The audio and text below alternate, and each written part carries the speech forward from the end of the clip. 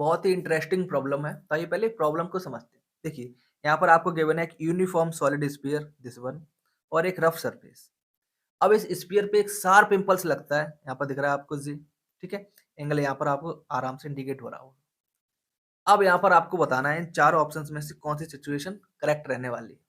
तो यहाँ पर एक तो पहला जो ऑप्शन है वो आपसे पूछ रहा है कि वर्टिकल इम्पल्स भी क्या मैग्नीट्यूड जे का होगा। दूसरी बात, प्योर रोलिंग होने के लिए क्या म्यू की वैल्यू इतनी होनी चाहिए। और यहाँ पर जो सी और डी में डिफरेंट डिफरेंट म्यू की वैल्यू दी हुई है और आपसे पूछा जा रहा है कि क्या स्लिपिंग होगी और डायरेक्शन ऑफ मोशन क्या रहने वाला है। आई होप प्रॉब्लम आपको क्लियर है। अब इसको सॉल्व कैसे करना है आइए समझते हैं। तो नाउ यहाँ पर हम लोग एक डायग्राम बनाते हैं और समझने की कोशिश करते हैं कि आखिरकार क्या हो रहा होगा, राइट। सो मान लेते हैं ये रहा आपका स्फीयर, ठीक है। यदि आप यहाँ पर एक इम्पल्स को लगाओगे तो कैसी टेंडेंसी होगी इसकी घूमने की, इसकी टेंडेंसी घूमने की कुछ इस प्रकार से, राइट, एंटी क्लॉकवाइज डायरेक्शन में। सो नाउ ये जो पॉइंट है किधर जाना होगा, ये जा रहा होगा आपका इस तरफ। तो फ्रिक्शन किधर लगना चाहिए, जाहिर सी बात है इसका अपोज करते हुए। तो मान लेते हैं फ्रिक्शन आपका लगा इस तरफ। इतना क्लियर है। अब हम लोग इसको फोकस करेंगे कि ये रोलिंग हो रही होगी तब क्या हो रहा होगा, ठीक है। कैसी रोलिंग, वो भी विदाउट स्लिपिंग, ठीक है। उसके बाद देखेंगे बाकी कंडीशंस क्या रहने वाली हैं। सो नाउ जब आपकी जो रोलिंग है, प्योर रोलिंग हो रही है, तो इस वक्त क्या रहेगा देखिए। जाहिर सी बात है यहाँ पे फ्रिक्शन लग रहा है और ये सब कुछ इम्पल्स है, तो हमें जो पूरा का पूरा सॉल्व करना होगा, कैसे करना होगा, इम्पल्स के टर्म्स में, राइट। सो नाउ ये जो फ्रिक्शन फोर्स है कितना लगा होगा, बहुत थोड़े टाइम के लिए, जितने टाइम के लिए आपका ये शार्प इम्पल्स लगा है जी। तो फ्रिक्शन फोर्स क्या रहने वाला है, आपको पता है फ्रिक्शन होता है आपका mu into N. Now N क्या रहेगा, एन भी इम्पल्स की तरह रहेगा, थोड़ी देर के लिए लगेगा।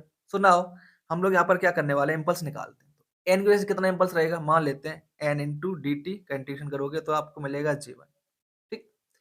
ओके, दूसरी बात, अब फ्रिक्शन का इम्पल्स कितना हो जाएगा, वो होता है आपका म्यू एन डी टी। तो यहाँ पे आपको मिल जाएगा म्यू जे वन, क्योंकि म्यू आपका कांस्टेंट है। नाउ सिमिलरली आप देखो यहाँ पर, अब नाउ ध्यान दीजिए ये जो इम्पल्स है, ठीक है, जो फ्रिक्शन वाला इम्पल्स, वो कैसे लग रहा होगा, इसको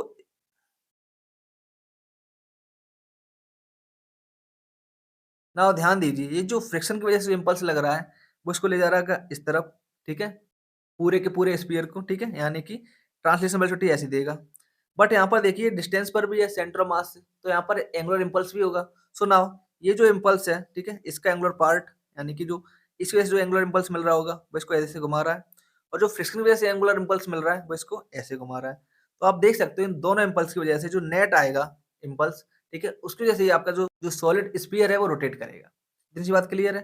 तो नाउ यदि आप इन बातों का यूज करें तो देखिए यहाँ पर क्या दिख रहा है, हम इसको मान चुके हैं कि ये ऐसे रोटेट कर रहा था, राइट। तो यहाँ पर देखिए इम्पल्स क्या मिलेगा, जे इंटू आर। ये डिस्टेंस कितनी रहेगी यहाँ पर देखिए, अगर ये आर है तो आर कॉस थीटा, राइट। तो यहाँ पर क्या मिल जाएगा impulse, angular impulse J are cos theta. Minus करना होगा किसकी वजह से, फ्रिक्शन का एंगुलर इम्पल्स, राइट। तो क्या मिलेगा देखो, mu J one R is equal to net change in angular momentum about centre of mass that is ICM into omega, right, क्योंकि स्टार्टिंग में था रेस्ट में। सो नाउ इतना यहाँ तक आई होप क्लियर है। अब आप ध्यान दीजिए, नाउ जब इस स्फीयर पर एक ऊपर से इम्पल्स लगा तो क्या ये उछल के भागा, तो आंसर है नहीं भागा, यानी कि वहीं का वहीं रहा। तो ऐसी स्थिति में ये जो आपका स्फीयर है, तो जाहिर सी बात है इस पर इक्वल एंड अपोजिट इम्पल्स लगना चाहिए। तो जाहिर सी बात है यदि ऊपर से जे लगा होगा तो नीचे से भी कितना लगा होगा, जे। और ये कौन प्रोवाइड कराएगा, नॉर्मल, राइट। तो यहाँ पर आप देख सकते हो कि ये जो N D T is equal to हम लोगों ने लिख रखा है ना जे वन, ये इक्वल हो जाएगा इस जे के। आई होप इतना क्लियर है। नाउ हमने बात की थी जो फ्रिक्शन का इम्पल्स है, राइट, ठीक है, वो इसको ले जाएगा इस डायरेक्शन में, लेफ्ट हैंड साइड, ठीक है। तो क्या देगा देखो, एक वेलोसिटी देगा, ठीक है। तो क्या मिलेगा आपको बी सी एम, यानी कि जो net change in momentum is equal to जो फ्रिक्शन की वजह से जो इम्पल्स मिला है। इतनी बात क्लियर है। तो नाउ यहाँ पर आप देख सकते हो कि बी सी एम की क्या वैल्यू आ रही है। अब दूसरी बात हम लोग यहाँ पर कंपेयर करते हैं, देखिए यहाँ पर इस वाले फॉर्मूला से, ठीक है। तो अगर आप जैसी वैल्यूज को पुट करोगे तो आपको यहाँ पर क्या मिलेगा देखो, एक आर ओमेगा, ठीक है। तो आर ओमेगा की वैल्यू आपको यहाँ पर इस प्रकार से मिल गई। नाउ यदि यहाँ पर फ्रिक्शन नहीं हो रहा है, प्योर रोलिंग हो रही है, तो B equal to R omega होना चाहिए, राइट। तो आप क्या करोगे, यहाँ पर इस बी को आर ओमेगा के इक्वल बराबर कर दोगे। तो जैसे आप ऐसा करोगे आपको ये इक्वेशन मिलेगी। अब आपको यहाँ पर क्या करना है, वैल्यूज को पुट करना है, ठीक है।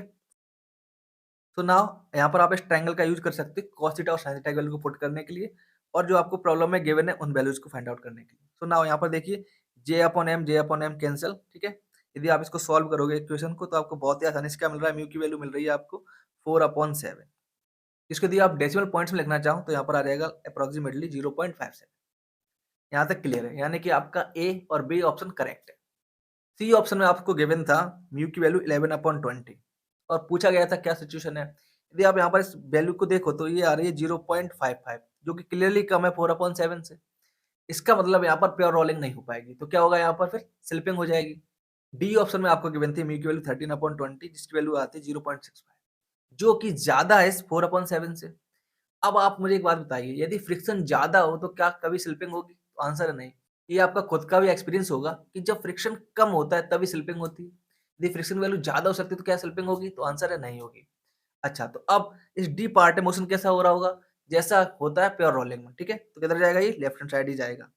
आई होप इस वीडियो से आपने बहुत कुछ सीखा होगा। प्लीज वीडियो को लाइक कीजिए, चैनल को सब्सक्राइब कीजिए और दोस्तों के साथ शेयर करना बिल्कुल ना भूलें। Thank you and have a nice day.